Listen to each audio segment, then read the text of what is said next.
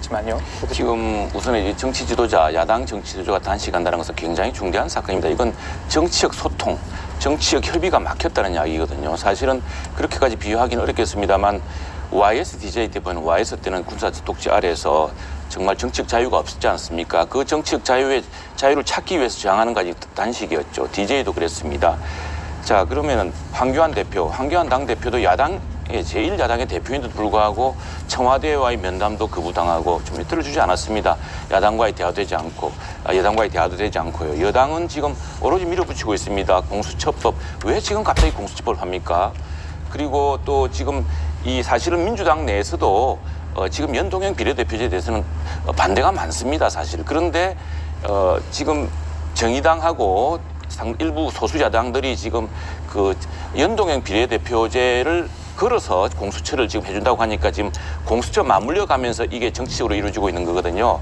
근데 지금 왜 이 시기에 꼭 공수처를 해야 되느냐. 그리고 또 과연 그 민주당 내부 의원들도 반대하고 있는 이런 선거법이 과연 될 것이냐. 이게 대해서는 굉장히 정치적으로 내부적으로 논의돼야 될 게 많습니다. 그런데 그게 모조리 봉쇄된 채 지금 그 정치적인 협상의 여지가 없었던 것이거든요. 그 협상의 여지, 그 새로운 물꼬를 트기 위한 것이 단식이었고 이 지금 단식을 중단하는 것은 참 다행스러운 일인데 이게 과거 YS나 DJ가 했던 단식과는 좀 양태가 다릅니다. 뭔가 하니까 노천 단식이었습니다. 굉장히 추운 계절에 밖에서 단식하고 더구나 지금 60대인데 이게 굉장히 건강에 정말 위험할 수가 있습니다. 과거 단식은 사실 실내에서 일어나는 것들이거든요. 좀 환경이 다르기 때문에 아마도 의료진이라든가 이런 쪽에서 더 이상 단식을 이어갈 경우에 굉장히 생명의 위협을 가질 수 있다라는 이런 아마 권고를 받아들인 것처럼 보이고요.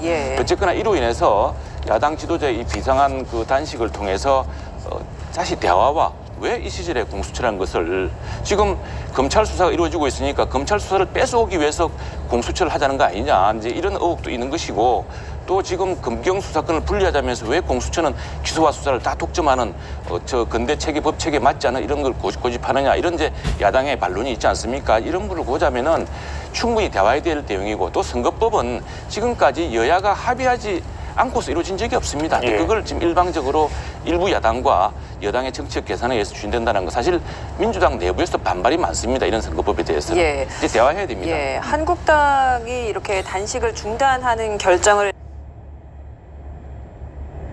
이 연동형 비례대표, 이 비례대표가 독일입니다. 독일에서 사는데 독일의 경우는 이제 히틀러 그 독재를 경험해봤기 때문에 강력한 권력을 주면 안 된다. 합의제로 가자 해서 이렇게 만들어진 제도고 내각제 국가입니다.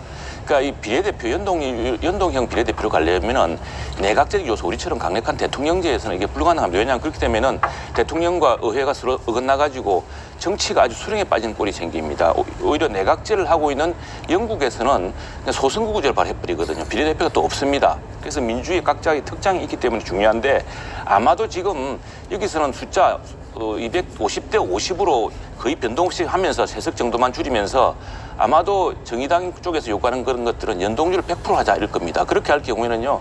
사실은 민주당이나 이런 당은 비례대표 하나도 못 가져갑니다. 자기들이 이제 가져가겠다는 지금 현재 그 정당 지지 구성도로 보면 그렇다는 것인데 또 우리 최 원장이 말씀하신 것처럼 그것도 민심에 어떤 역풍을 맞을지 모르지만 지금 단순한 그 수직 싸움이라든가 이런 게 아니라 정말 우리 제도를 맞게 하기 위해서 우리 각각의 비례성도 높이고 대표성 높이기 위해서 해야 되는데 그 어느 순간에 역사적 전통이라든가 정치적 합의 없이 이렇게 단순히 밀어붙이다간 그건 정의당이라든가 이런 정당의 계산 착오로 나올 수 있겠지만 우선의 정치적 혼란이 더 극대화될 수가 있습니다. 그래서 이 부분은 정말 협의해서 해법을 찾아야 된다고 생각합니다. 이 이야기도 좀 정당에 있는 보조금도 삭감을 하는 가능성에 대한 것을 열어두고 이런 방안을 발표를 했는데 실현 가능성 어떻게 보십니까? 이런 국회의원 특권 내려놓기 또 뭐 국회 뭐 하기 이거 수차례만 발표됐습니다. 아마도 국회가 욕을 먹고 하니까 지금 여당에서는 거의 뭐 참 운명 계좌 먹기 내놓은 것 같은데 사실 사람들이 이 실현성을 의심하고 있습니다. 그보다 좀 더 협의를 하고 여당과 협의하고 그다음에 경제를 살리고 사람들한테 좋은 정책을 제공해 줘야지 좋은 정책을 제공 못 해줘서 실패하고 욕을 먹으니까 이런 얄팍한 방식으로 결국 되겠습니까? 그렇게 하면 다 출석하죠. 지금은 이제 그런 게 없으니까 출석 안 하겠지만 다 출석하면 뭐합니까? 싸우고 서로 별로 생산적인 정치가 없으면은 출석하는 것이 오히려 한국 정치의 비생산으로 돌아올 수도 있는데 문제는 정치의 질을 높여야 되고 그런 정책을 좀 제대로 된 정책을 사람들을 어렵게 하는 정책이 아니라 좀 이런 거 아닙니까? 소주성 한다 그래가지고 사람들 일자리 빼앗고 어려운 사람 더 어렵게 만들고 지금 뭐 주 52제 해가지고 지금 새로운 스타트업들 같은 경우도 일 못하게 만들고 이런 정책이 아니라 제대로 된 정책을 만드는 게 중요하죠. 그런 예. 것들 국민들이 바라고 있습니다. 알겠습니다. 시간이 많지 않은데 이거 최 교수님께 잠깐 여쭤보고